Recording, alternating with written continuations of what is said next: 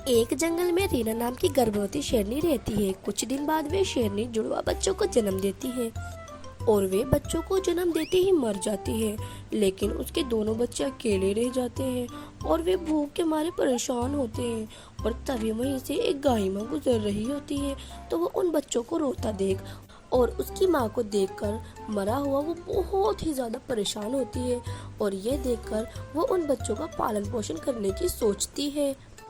फिर वो उन्हें अपने घर पर ले जाती है और उनका पालन पोषण करती है।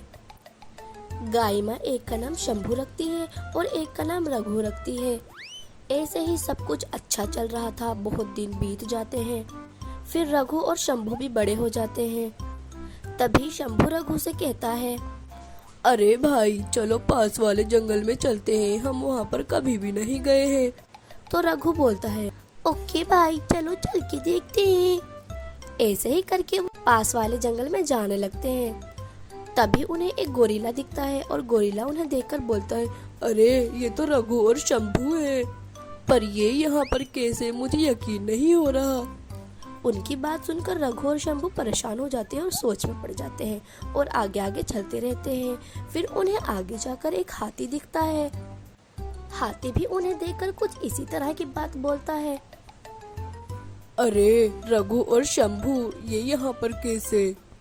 पर हाथी की बात सुनकर रघु और शंभू अपने आप को रोक नहीं पाते हैं। फिर पूछ ही लेते, अरे भाई आप हमें कैसे जानते हो। फिर हाथी उन्हें पूरी सच्चाई बताता है और बोलता है, तुम थोड़ी और आगे जाओ, तुम्हें वहाँ पर दो रास्ते दिखेंगे। एक रास्ता जो साधारण होगा जिसमें तुम्हारी सच्चाई पता चलेगी, और दूसरा रास्ता सोने का होगा जिसमें सोने और जवाहरात होंगे। उसमें से तुम्हें एक रास्ता चुनना होगा। फिर वे आगे जाते हैं तो उन्हें दो रास्ते दिखते हैं, जो एक साधारण होता है, एक सोने का होता है। तो वो अपनी सच्चाई जानने के लिए साधारण वाले रास्ते में चले जाते हैं। वहाँ पर जाकर उन्हें एक गोल्डन शेर दिखता है। उस शेर से वे अपनी सच्चाई जानते हैं। शेर उन्हें उनकी सच्चाई बताते हैं और बोलते हैं, कुछ दिन पहले यहाँ पर तुम्हारे पिताजी हुआ करते थे और तुम भी साथ में बहुत खुशी खुशी जंगल में रहते थे। तुम्हारे पिताजी ने ये बोला था कि इस जंगल में सिर्फ इसी जंगल के जानवर रहेंगे और बाहर वाले जंगल के नहीं आएंगे। पर ये बात दूसरे वाले जंगल के शेर को बहुत ज़्यादा बुरी लगती थी। वह इस बात से नाराज होकर तुम्हारे पिता को मारना चाहता था। एक दिन भेष बदलकर वह तुम्हारे पिता को मार देता है और तुम्हें भी।